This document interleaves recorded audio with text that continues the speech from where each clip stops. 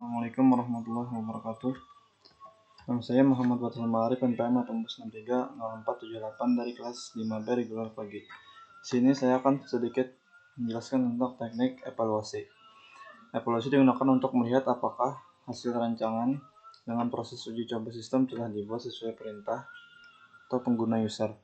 Proses ini tidak dikerjakan dalam suatu fase proses perancangan, tetapi melalui perancangan dengan prinsip life cycle. Dengan hasil dari evaluasi dikembalikan untuk memodifikasi perancangan. Selanjutnya, tinjauan. Evaluasi dapat dilakukan pada laboratorium, lapangan pekerjaan, atau kerjasama antara user. Beberapa pendekatan yang mengevaluasi perancangan desain yaitu metode analitik, metode review, metode berbasis model. Beberapa pendekatan yang mengevaluasi implementasi, metode eksperimental, metode observasi, dan metode query. Metode evaluasi harus dipilih secara cermat dan harus cocok dengan pekerjaan. Ada 3 tujuan evaluasi.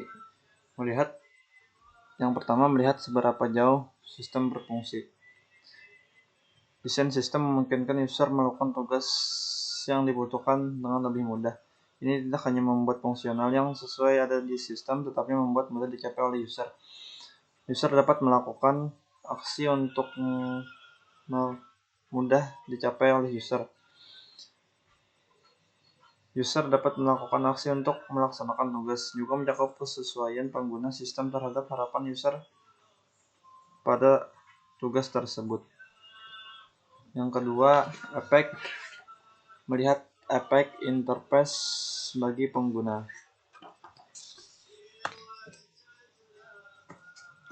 Ini mencakup pertimbangan aspek dari kemudahan sistem, dipelajari usability dan perilaku user. Penting juga untuk mengidentifikasi area desain yang berlebih dari user dengan menggunakan sejumlah informasi yang berlebih.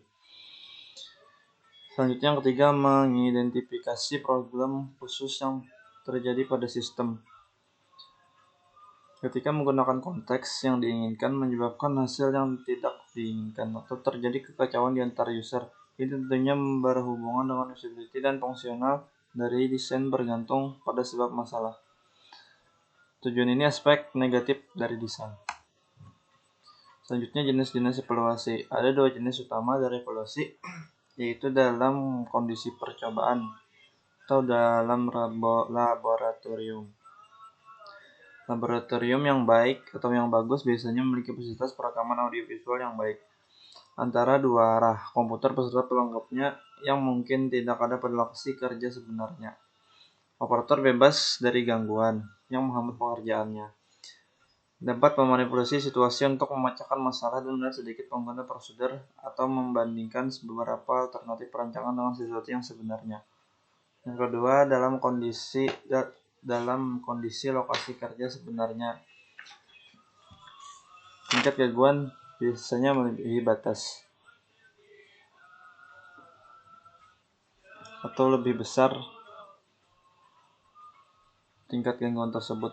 Situasi yang lebih terbuka antara sistem dan pengguna di mana kondisi ini tidak ditemukan pada kondisi di laboratorium. Observasi pada lokasi kerja sebenarnya lebih baik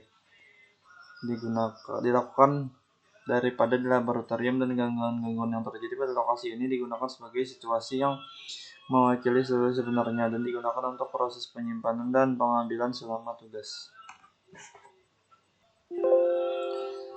Selanjutnya, mengevaluasi perancangan. Evaluasi terjadi setelah proses perancangan. Evaluasi pertama, sistem idealnya dilakukan sebelum implementasi dimulai.